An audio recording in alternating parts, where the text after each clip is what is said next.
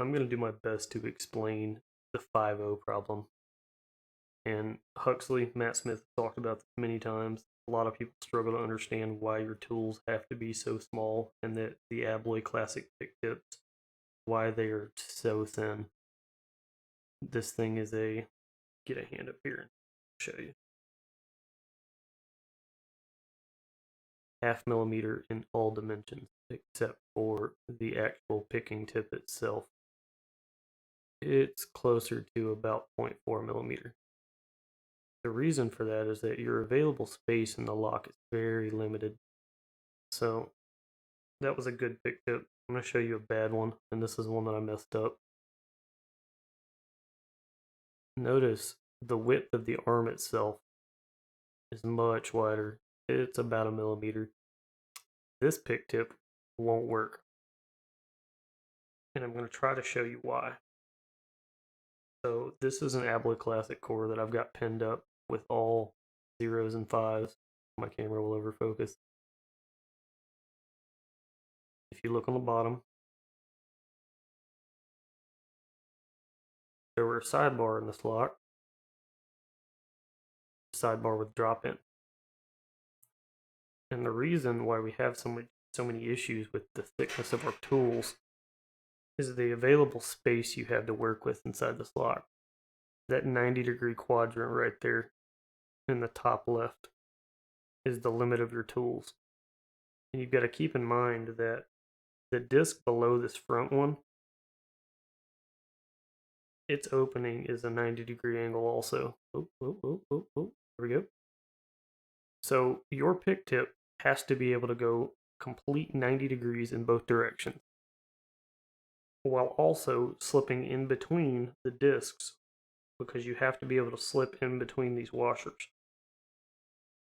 So I've got my cutaway lock over here set up the same way as this core. And the first thing we're going to do, keep in mind, well, let me demonstrate this. I don't know how well this is going to work because it's hard to keep these discs in the core.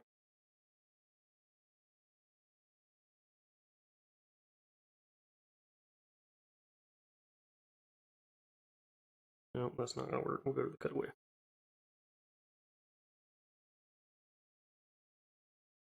So because of the thickness of the pick shaft, when you start to move 90 degrees, once you reach the edge of that 5 gate, you will start to move the 0 gate. And this lock is set up 0, 5, and 0. Ignore the other ones, they were just some random discs I put in there for filler. Move all the discs to the right in the way that we pick these. And I'm going to stick in the tip that doesn't work.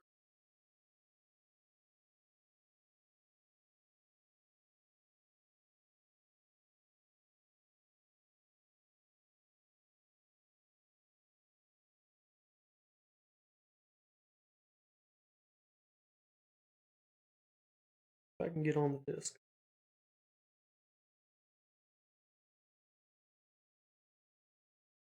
There we go.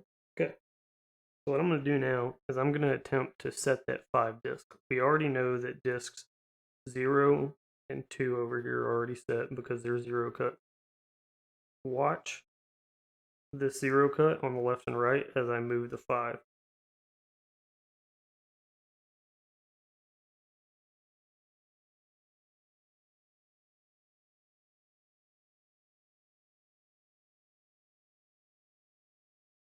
And about right there, when I start to hit the limit of my tool, that 5 cut's not all the way set. You're not in the gate.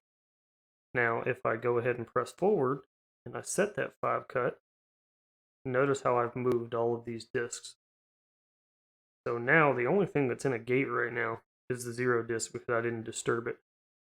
I've set the 5 gate, but it's impossible to get any 0 cut discs in their correct place. The only way that it can work is if for some reason your lock binds perfectly from rear to front, which is rarely the case. So we're going to move that back, get back to our original state. I'm going to show you the pick tip I used in my Abloy Classic video, and had a much thinner shaft.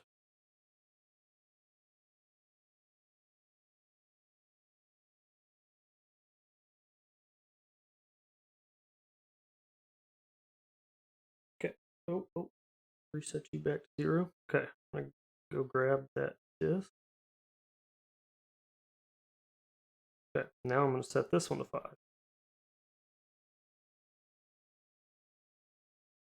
If I don't slip off the disc because I'm a dummy.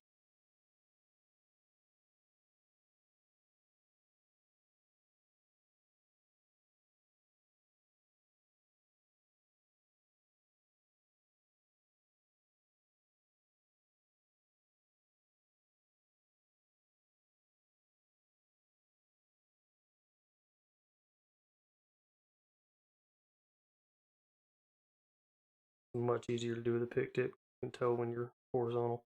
So we're gonna go ahead and move all these back. I'm gonna move that 5 all the way. And notice how I got most of my core rotation there. This disc came out just a tad, but typically it's close enough that when you tension it, it will fall into its correct gate.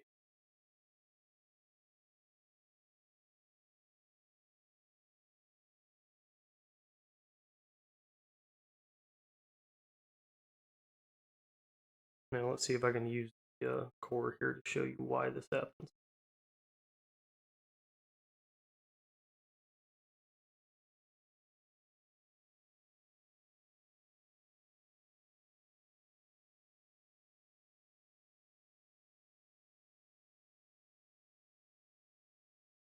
Notice that my pick tip all the way to the left is touching the anti-pick section and the keyway of that disc.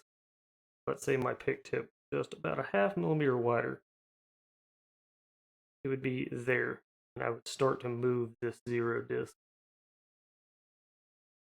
I hope that explains it. This was a very clumsy attempt to show a friend how this works so he can make his own pick, and I hope this gets the point across.